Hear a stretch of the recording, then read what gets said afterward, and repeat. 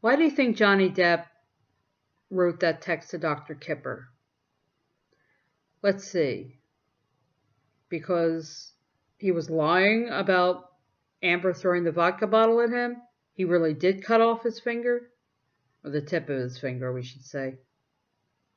Or maybe he was protecting his abuser.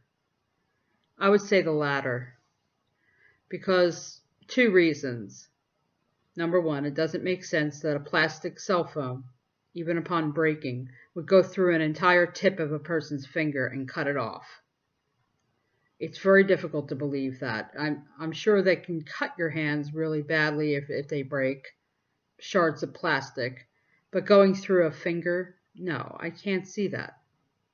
That's one. Also, the article said that he was supposed to have cut his finger off on March 4th, 2015. No, because if he had cut it off or the finger had been cut off on March 4th, he would be dead by the time March 8th rolled around, but he was in the hospital getting surgery. It's documented. He was in the hospital on March 8th getting surgery. He did not wait 4 days to go get surgery. Nobody can try to convince me of that. Definitely not Amber Heard. So Adam Waldman was saying no, they can't even get their dates and lies straight. You know, couldn't have said it better. So anyway, then we have Amber's deposition being revisited again. And this time, you know, they're playing a recording of her and Johnny talking after a fight they had. And Amber listening in the deposition room. So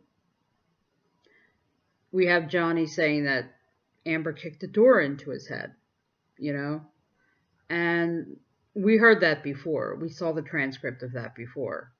She kicked the door into his head when he was trying to get away from her, get in, you know, he was trying to keep her out, you know, keep her from coming in, but she kept pushing and pushing. And so I guess the door scraped her toes by mistake. And he said, "Oh, I'm sorry." And he's bending down and trying to look at the toes, make sure they're okay. And she kicks the door into his head. And then she comes in and punches him. And she admitted that. She admitted all this on the recording. But when Amber was asked about it, she made up a story like, well, he was trying to get in a door. I was trying to keep him out. You know, I was trying to run away from him and keep him out because he was beating me up or whatever. And so she tried that, but then you hear Johnny say it on the recording. You hear him say, "You just kept coming. You just kept coming." You know, I was like, "Please," but you just kept coming. Most of that was the words that he used, you know. So, yeah. So he was trying to keep her out, but she twisted it around to, you know, make it about herself, trying to keep him out. But her goose is cooked. I mean, everybody knows she's an abuser now. You know, people are still walking around like, oh, they were both abusive. They're both toxic or whatever. But I don't feel that he's abusive or was abusive. I don't feel that. I don't feel like he did all that horrible stuff that Amber said he did. You know, it's too highly, you know, vamped up and dramatic. And she had dates where she showed up at talk shows and everything else. So, and there was no marks on her face. There was no swollenness. There was nothing. And then we had a rumor about Laura Divineer trying to pull out of her testimony. She had a phone call with Amber where you know, she was apologetic and everything like that, and she was saying, "Let me do a declaration for you." But Amber recorded the conversation without telling Laura. And Laura stuck with her testimony. Laura stuck with it and is not recanting it. So, I just wanted to weigh in on all that stuff.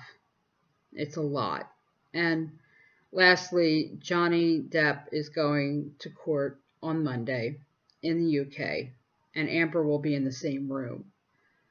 So I pray for him regarding that, but I also pray for him, more importantly, and I pray for everybody, that I hope they stay safe and I hope they stay healthy and take precautions, and just be smart, because this thing's a menace. It seems like a menace, but we can get through it. It's not doomsday. So I want to thank you guys for listening. I will be back. Namaste.